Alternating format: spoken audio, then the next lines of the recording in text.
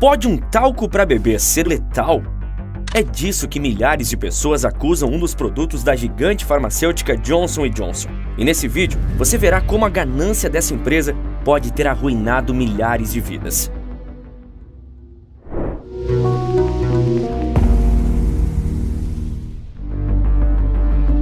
Darlene Cocker, uma cidadã americana, mãe de 2 crianças, morava na cidade de Lumberton, no leste do Texas, na década de 80. Darlene tinha uma vida tranquila. Em 1999, sua vida sofreu uma triste reviravolta, quando descobriu que estava morrendo. Um tipo de câncer chamado mesotelioma havia se formado na delicada membrana que cercava seus pulmões. Nem ela, nem os médicos faziam a menor ideia de como Darlene tinha desenvolvido aquela doença, mas eles sabiam que aquele câncer era tão raro quanto mortal. Entre as outras coisas que eram de conhecimento do corpo médico e da paciente, é que a mesotelioma afligia em sua imensa maioria homens que entraram em contato com o pó de amianto na escavação de minas. Mas Darlene Cocker morava numa pequena cidade texana, vivendo sua vida de mãe e dona de casa. Então a pergunta que não saía de sua cabeça era: como ela tinha desenvolvido aquele câncer? Por que ela? O que ela faria se, como na maioria dos casos, ela tivesse pouco tempo de vida? E em que situação deixaria suas filhas? É difícil até mesmo de se colocar em uma situação de tamanha agonia. Com uma dor incapacitante, Darlene decidiu contratar um advogado para ajudá-la, o Dr. Herschel Robson. Antes de advogar, o Dr. Robson tinha trabalhado em uma fábrica de borracha. Lá, ele tinha que garantir que o amianto ao qual os trabalhadores estavam expostos não excedesse os limites do estabelecido pelas autoridades. Assim, conversando com Darlene, o Dr. Robson se deparou com o suspeito da causa do câncer que não era nada óbvio: o talco para bebês da Johnson & Johnson. Ele já sabia que havia a possibilidade de contaminação nas minas de pós de talco com amianto, produto sabidamente cancerígeno. E Darlene tinha usado o talco para bebês da Johnson nas suas 2 filhas quando bebês, e em si mesma por toda a vida. Eles então decidiram processar a gigante farmacêutica sob a alegação de que a exposição contínua ao talco da Johnson era o motivo pelo qual ela estava travando uma luta pela vida. E qual foi a resposta da empresa acusada? Bom, você já pode imaginar. Ela negou e disse categoricamente que seus talcos eram livres de amianto. A Johnson conseguiu, ao longo do processo, evitar de entregar os resultados dos testes de talco e outros registros internos da empresa que o advogado Robson havia solicitado. Com os adiamentos constantes e um atraso natural e contraproducente da justiça, Darlene Cocker fez a única escolha que lhe restava: desistir do processo. 10 dias depois, o relatório da patologia chegou. O tecido pulmonar de Cocker continha dezenas de milhares de fibras longas de 4 tipos diferentes de amianto. O relatório dizia: as fibras de amianto encontradas levantam uma nova questão de fato. Mas isso é apenas o início de uma história, quando a reputação da Johnson foi manchada para sempre.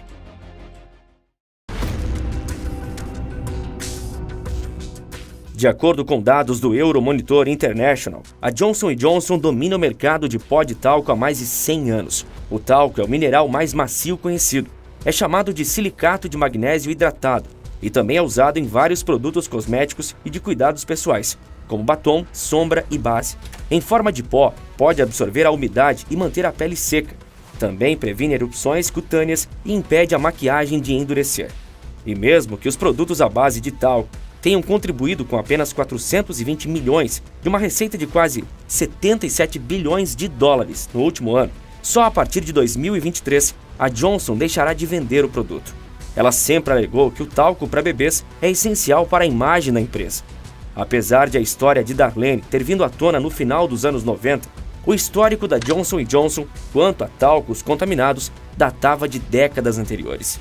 As primeiras menções desse tipo de caso são de 1957, quando foi descrito que o talco do fornecedor italiano da farmacêutica contava com tremolita. A tremolita, em sua forma natural, é classificada como amianto. Esse foi apenas o primeiro relato dos muitos que colocaram a farmacêutica em maus lençóis. Desde cientistas até laboratórios e fornecedores. Várias descobertas aconteceram da década de 60 aos anos 2000. Elas contavam com um padrão de identificação de contaminações do amianto nos talcos e em outros produtos em pó da companhia. Inclusive, na década de 70, a Johnson chegou a garantir ao FDA, a Anvisa americana, que nenhum amianto foi detectado em nenhuma amostra dos talcos produzidos até então, narrativa que sustentou durante muitos anos e sustenta até hoje. Mas os casos como o de Darlene não paravam de chegar. Contudo, a simples mudança no objeto de culpa fez com que muitas pessoas tivessem conseguido acesso aos documentos. A alegação não deveria ser que o talco da Johnson causava câncer, mas é que o amianto presente no talco que o fazia. Na década de 70, a empresa enfrentou extensas investigações da FDA sobre a presença de amianto em seus componentes para talco. E aonde essas investigações chegaram? Apesar de a Organização Mundial da Saúde nunca ter reconhecido nenhum nível seguro de exposição do amianto, as investigações raramente tinham um fim favorável às partes mais lesadas. A empresa assumiu a prática de esconder exames e não mencionar casos que ligassem o talco para bebês ao amianto. Então, a FDA propôs uma regra de que o talco usado nesses produtos não poderia conter mais de 0,1% de amianto. Não contente, a Johnson & Johnson pressionou a FDA para aprovar uma técnica de varredura de raios-x que permitia uma tolerância automática de 1% ao amianto. Isso significaria que um talco com até 10 vezes o limite proposto pela FDA poderia ser aprovado. A farmacêutica também encontrou brechas legais para escapar de uma investigação mais severa. Houve um pedido em que a Johnson não contou à FDA sobre um relatório de seu laboratório. Ela encontrou partículas identificadas como fibras de amianto em 5 das 17 amostras do pó de talco para bebês. Mas essa investigação da FDA e a história de Darlene Cocker, nos anos 70, estão num passado tão distante. Por que falar sobre isso hoje? Porque o caso da Johnson & Johnson retomou o corpo há pouco tempo, quando 40 mil pessoas processaram a farmacêutica.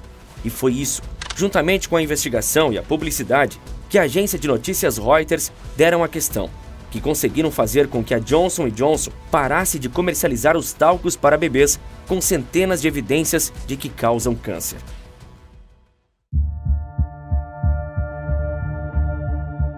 Uma reportagem da Reuters no início deste ano de 2022 encontrou um material que tratava das brechas que a Johnson usou durante as investigações da FDA 50 anos atrás. Na mesma reportagem, o mundo teve acesso aos dados de que a farmacêutica havia encontrado amianto em seus talcos, mas não comunicou o órgão fiscalizador.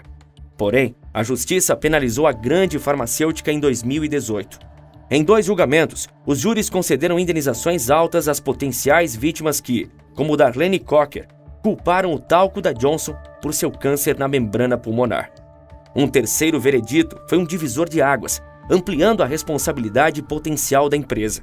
22 pessoas obtiveram um sucesso inédito sob a alegação de que o talco para bebês e o pó de banho contaminados com amianto, sendo o pó de banho Shower & Shower, uma marca antiga que a empresa vendeu em 2012, causaram câncer de ovário, que é muito mais comum do que câncer na membrana pulmonar. Ou seja, muito mais vítimas do talco contaminado estavam deixando de ser indenizadas do que até então se sabia. A maioria dos casos de talco foi trazida por mulheres com câncer de ovário, que dizem usar regularmente produtos nas partes íntimas. O júri concedeu a ele mais de 4 bilhões e 600 mil dólares por danos materiais. Quando procurado pela Reuters, o vice-presidente de relações com a mídia da Johnson comentou sobre a enxurrada de acusações. Os advogados dos requerentes em busca de ganhos financeiros estão distorcendo documentos históricos e intencionalmente criando confusão no tribunal e na mídia. Tudo isso é uma tentativa calculada de distrair o fato de que milhares de testes independentes provam que nosso talco não contém amianto ou causa câncer. No tribunal, os advogados da Johnson & Johnson disseram aos jurados que os registros da empresa mostrando que o amianto foi detectado em seu talco se referiam ao talco destinado ao uso industrial. Sabe-se lá o que isso queira dizer. De qualquer forma, não colou. A J&J também argumentou que alguns testes detectaram amianto de fundo, que seriam fibras perdidas que podem ter contaminado amostras depois de flutuar em um moinho ou laboratório de uma embreagem de veículo ou isolamento desgastado. A empresa fez alguns dos mesmos argumentos sobre testes de laboratório realizados por especialistas contratados pelos requerentes. Um desses laboratórios encontrou amianto no talco Shower to Shower na década de 1990, de acordo com o relatório do tribunal de 11 de agosto de 2017. Outro laboratório encontrou amianto em mais da metade de várias amostras de talco para bebês de décadas passadas. em frascos dos armários das pessoas que estavam processando a empresa e adquiridos no eBay, e até mesmo em um frasco de 1978, mantido no Museu Corporativo da Johnson & Johnson. Você consegue imaginar uma empresa que tem um museu para contar sua história e o governo entra nesse museu, pega amostras desses produtos que estão lá para mostrar há quanto tempo a empresa cuida das pessoas, dos bebês, e encontra um produto contaminado que pode causar câncer? As concentrações eram grandes o suficiente para que os usuários tivessem, muito provavelmente, sido expostos ao amianto, concluiu o relatório de laboratório dos requerentes apresentado em vários casos este ano. E quanto a Darlene Cocker, o que aconteceu com ela?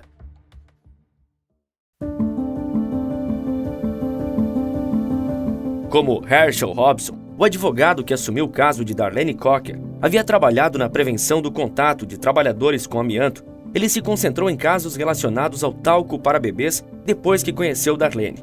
Robson pediu a Johnson & Johnson qualquer registro sobre a saúde de seus trabalhadores nas minas, mas a companhia se opôs. Ele concordou em adiar suas exigências até receber o relatório da patologia do tecido pulmonar de sua cliente. A farmacêutica, por sua vez, pediu ao juiz do caso que o arquivasse, argumentando que Cocker não tinha nenhuma evidência de que o talco para bebês tivesse causado seu mesotelioma. Robson e Darlene resolveram desistir do caso, que estava acabando com as economias de sua cliente. O relatório do laboratório de patologia que Robson pediu foi escondido dentro da Johnson & Johnson por 20 anos e só foi encontrado em 2018. Nele, havia a informação de que o tecido pulmonar de Cocker continha dezenas de milhares de partículas de amianto. As filhas, quando soube das evidências e do que foi acobertado, disseram, recentemente, se as informações sobre o amianto no talco da Johnson & Johnson tivessem sido divulgadas antes, minha mãe teria ganhado o processo e tido pelo menos mais tranquilidade. Também haveria 20 anos a menos de exposição para outras pessoas que adoeceram e faleceram durante esse tempo. Porém, Darlene Cocker nunca chegou a saber por que desenvolveu mesotelioma. Foi uma vida no escuro. O presidente e CEO da Johnson, quando falou para a página Compromisso de Segurança e Cuidado, declarou: "Nossos produtos não causam câncer. Podem testar qualquer bebê que façam uso deles, nós garantimos. Eles são livres de amianto, conforme confirmado por testes." Essa colocação se perde em um ponto crucial. O amianto, como muitos cancerígenos ambientais, tem um longo período de latência. O diagnóstico geralmente vem anos após a exposição inicial, 20 anos ou mais para o câncer pulmonar. Hoje, eles podem ser seguros, mas o talco da Johnson tem sido vendido e usado pelos últimos 60 anos. Prova disso é que a colocação do CEO da Johnson, antes de ser editada, foi: "Nossos produtos de consumo à base de talco são, não podemos dizer sempre, livres de amianto, conforme confirmado por testes regulares desde a década de 1970. Mas nem tudo precisa ser triste. Darlene venceu as probabilidades e, ao contrário da maioria dos pacientes com essa doença, que perecem em torno de 1 ano após o diagnóstico, foi muito além disso. Ela viveu tempo suficiente para ver seus filhos darem a ela 2 netos. Morreu em 2009, 12 anos após o diagnóstico, aos 63 anos. Ela pôde, por algumas vezes, ver a Johnson & Johnson ter que encarar a justiça. É comum que as pessoas detestem grandes corporações, como o Google, a Apple e o Facebook. Mas existem outras grandes empresas que não têm tanta mídia e, consequentemente, não recebem tantas críticas e que podem ser até mais prejudiciais à sociedade. Essas companhias podem não só ser prejudiciais, como também arruinar vidas inteiras, como a gente viu aqui. Diferente da história que vimos, dezenas de pessoas conseguiram indenizações bilionárias, onde a justiça deu um veredito que pode dar margem a um pensamento de revolta contra a farmacêutica. Mas o que são 4 bilhões de dólares para uma das 10 maiores empresas do mundo, que é avaliada em mais de 400 bilhões? Claro que existe um sentimento de injustiça quando vemos casos em que a ganância irrefreável pelo lucro causa erros irreparáveis no processo. Nesse momento, você deve estar despejando todos os xingamentos possíveis contra a Johnson & Johnson e até queira que ela seja fechada. Mas nem toda a história é um conto de fadas. Poucas são. Empresas como essa são essenciais para o mundo industrializado, conectado e globalizado dos dias de hoje. Finalmente, a Johnson & Johnson anunciou que irá parar de comercializar seu talco contaminado no próximo ano, em 2023. Ela irá vender apenas o talco à base de amido de milho. A empresa divulgou nota dizendo que esta foi uma decisão puramente comercial. Isso porque nunca admitiu a contaminação do talco para bebês a partir do pó de talco. Mas ainda assim, temos que estar em vigilância constante para que histórias tristes assim sejam raridades cada vez menos frequentes. Não confiar em tudo que é vendido, porque quem produz são empresas grandes, tradicionais e renomadas é um começo. E sim, eu sei que você tem a curiosidade de saber quem está por trás desses vídeos. E se você também quiser descobrir como eu criei um negócio seguro e altamente lucrativo a partir do YouTube, usando um computador e um pouco do meu tempo livre, eu mesmo decidi colocar a cara e te ensinar tudo isso. É só acessar a aula gratuita no primeiro link aqui na descrição. E você, quer saber como a Embraer se tornou a terceira maior empresa de aviação do mundo? Então clique no vídeo aparecendo agora na sua tela que eu te conto tudo. Por esse vídeo é isso. Um forte abraço e bons negócios!